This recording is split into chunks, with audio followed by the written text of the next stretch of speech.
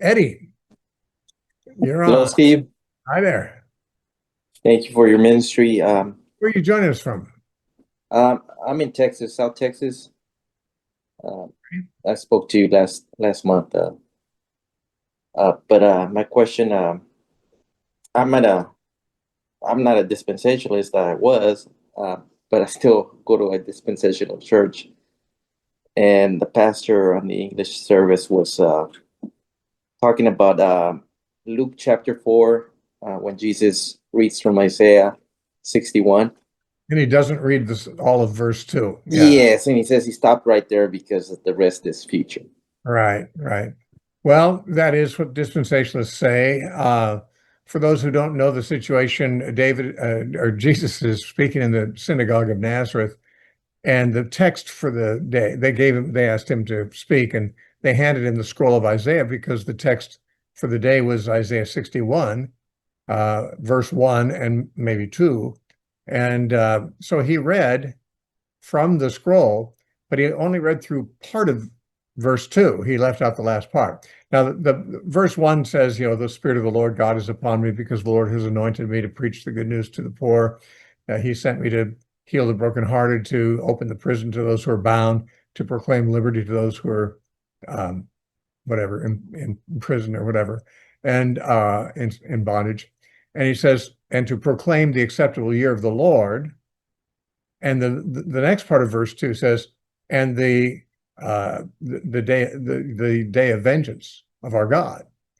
So he only reads up through the part that says to proclaim the acceptable year of the Lord, and he doesn't read the rest of the sentence, which is to proclaim the day of vengeance of our God. Now, the dispensationalists say, well, he didn't read that last part because that part really belongs to his second coming. He's going to come back and bring the vengeance of God at his second coming. So he only read the first part of verse 2 along with verse 1, leaving out the latter part because there's two comings. Now, this is all part of the dispensational talking point, that many times the Old Testament prophets saw the first and second coming in one vision, but did not see the thousands of years gap between the first and the second coming. They only saw them. And they describe, you probably have heard them talk about like two mountaintops. There's a mountain in the foreground and a taller mountain behind. And you can see the tops of both mountains from where you are, but you can't tell there's a big valley in between them. You can just see the mountaintops without seeing how distant the second one is. And so they say that's how the prophets were when they spoke of the Messiah. They were talking about Jesus' birth and his earthly ministry, and then suddenly they're talking about the second coming of Christ, and they don't even act like they know that those aren't the same thing.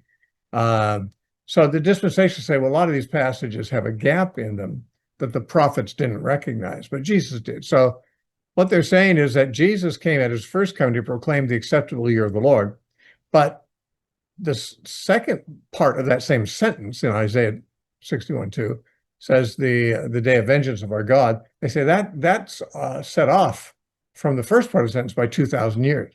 This is a very dispensational thing to do. They do the same thing with, of course, uh, Nebuchadnezzar's image, where the legs are the Roman Empire, the feet are a mixture of iron and clay.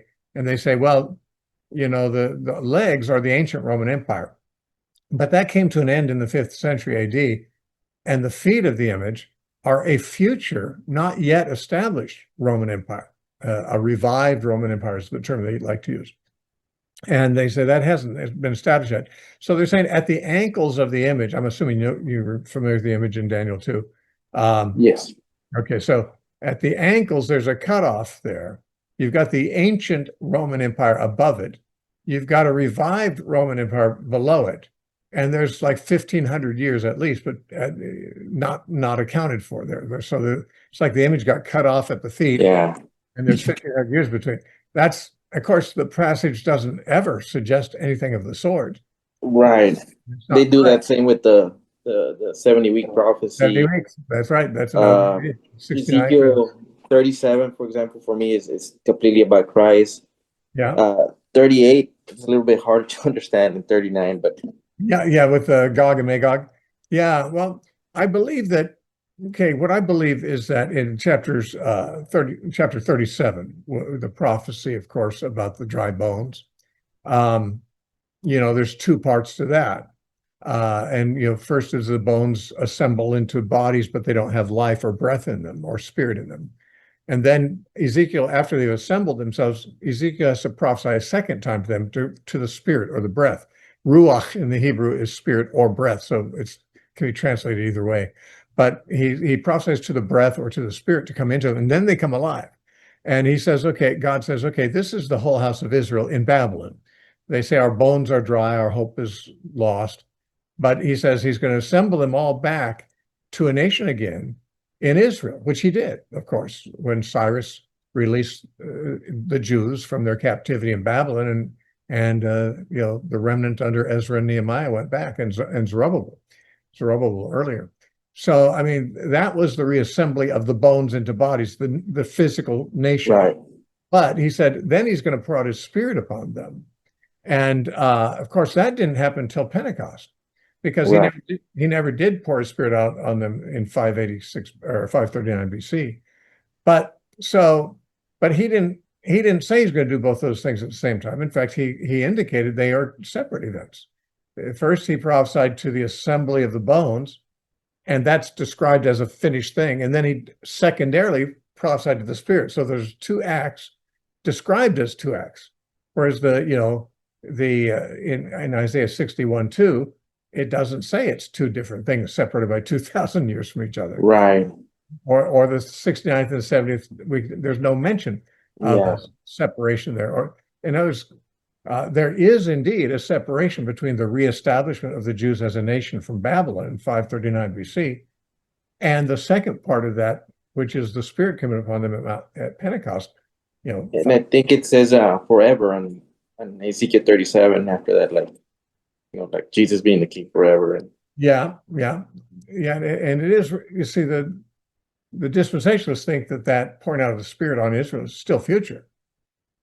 They think that God brought them back, but he's still going to pour out his Spirit on them at the end of the world. So I say, well, there was a gap there, but it wasn't 2,500 years. It was more like 500 years. But I mean, there's nothing wrong with there being a gap there, because there are two separate prophecies. One is about the reestablishment of the nation. One is about God pouring his Spirit on them. And there's not a suggestion that there will not be any kind of a time gap between their separate. in Isaiah 61, would you say the year of the Lord, or the vengeance is the destruction of the temple? I do. Okay. So I don't think it's, and Jesus didn't announce the destruction of the temple at that point, because that was the very beginning of his ministry. His preaching in Nazareth, which was his hometown, was almost the very beginning of his Galilean ministry.